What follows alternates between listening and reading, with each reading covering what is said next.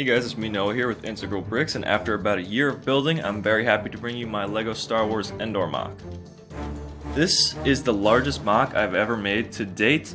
It's approximately one half of my entire LEGO collection, including minifigures and just all random parts and stuff, so there's a whole bunch we can go over, so let's just get right into it, you guys. So starting on the left side of the MOC, we can see the AT-AT, which is docked in the Imperial hangar, sort of like an Imperial hangar slash landing pad. The layout of the MOC is really inspired by the Endor map in EA's Battlefront 2 video game, and if you've played the video game, you kind of know what I'm talking about. It's based on the very beginning part if you're playing the Conquest mode, so that's where I got the inspiration for some of the layout. And the AT-AT itself has about 4,000 bricks in it, and this is probably my fourth rendition of the AT-AT, and it's probably my best version so far. Every time I upgrade it, it just gets a little bit more accurate to the movie, and it's pretty fun to upgrade it every now and then. But the original that I made was probably like 3 years ago at this point, was when I made the original AT-AT. So it's definitely been a while, and I really like having it in all my MOCs. You can see the loading bay doors kind of line up with where the walker would have its little garage door section where the troops can enter, and it's pretty realistic for the minifigures who would be entering from the landing pad little platform there on the side.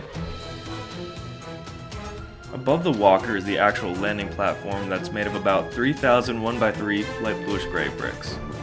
It's sturdy enough to support a whole bunch of LEGO ships and figures on it without bending.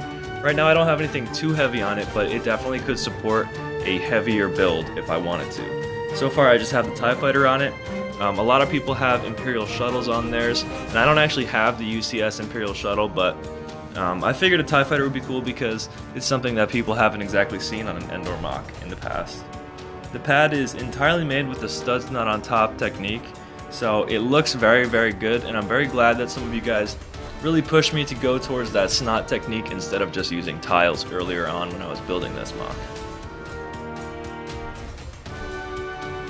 Just below, I set up the iconic scene where Luke gives himself up to Vader and hands over his lightsaber to be taken up to the Death Star where he has the final duel. It's a really iconic scene, and we can see Luke handing off his lightsaber right there. Besides that, there's a whole bunch of random little details around the entire MOC. We have crashed X-Wings, we have some deathtroopers listening to a holo message, whole bunch of other stuff in the woods going on. So this side on the left was really meant to be a little bit more organized and, look a little bit cleaner than the right side, which is going to be the forest and the Ewok village. And I like how the two sides kind of contrast each other, but also work together very well in this overall MOC. Speaking of the Ewoks, on the right side, the Ewoks are positioned as they emerge from the woods to save Han's troops who had just been ambushed by the Emperor's best troops. It is quite safe from your pitiful little band. An entire legion of my best troops awaits them.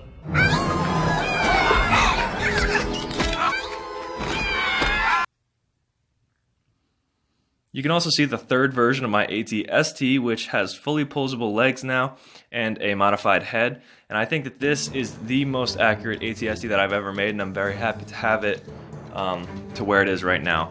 And there's a whole bunch of other stuff going on in the woods behind the figures, which we'll kind of go over later and at the end of the video. I really wanted to make the woods feel dense and kind of overpowering, since all the images of Endor show a really complete tree-covered forest with very little openings for the sky. I know that's very hard to achieve with LEGO, but I think I did a pretty decent job. Also, if I was going to do another Easter egg scene in the woods, which I have a couple of, I wanted to make sure that they weren't so blatantly obvious, that they were actually a little bit hidden, which, once again, I think I did a pretty decent job. Let me know if you guys think that it looks pretty good.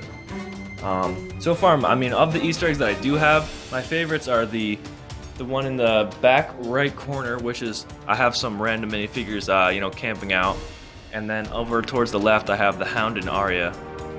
They're just walking through the woods on their horses. Above all the figures is my Ewok village, which is complete with a Han Solo roast, an Ewok hut, and a drum station. This part was very fun to build, but I'm also very happy with how it looks.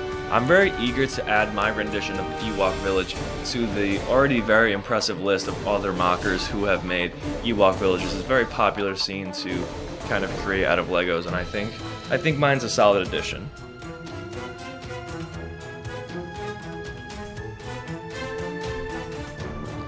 Then if we move on to the final aspect of the MOC, we can move over to the center of the MOC where there's this big rock structure, which actually has a detachable roof and several different roofing sections actually to create a little underground bunker type of area.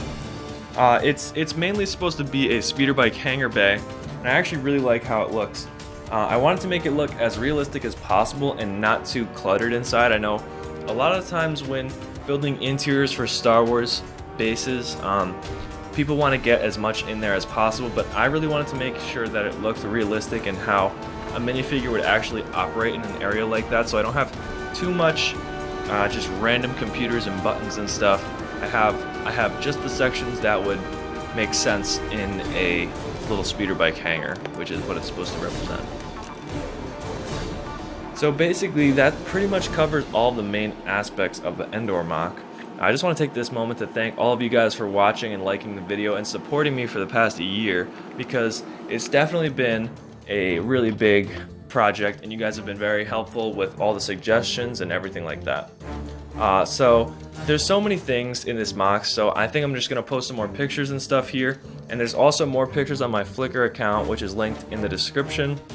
And I have lots of new MOCs coming up in the future, such as in the very near future a Geonosis MOC with a UCS AT-STs. So be sure to subscribe if you guys want to see that. And once again, thank you for watching, and I'll see you soon with another LEGO video.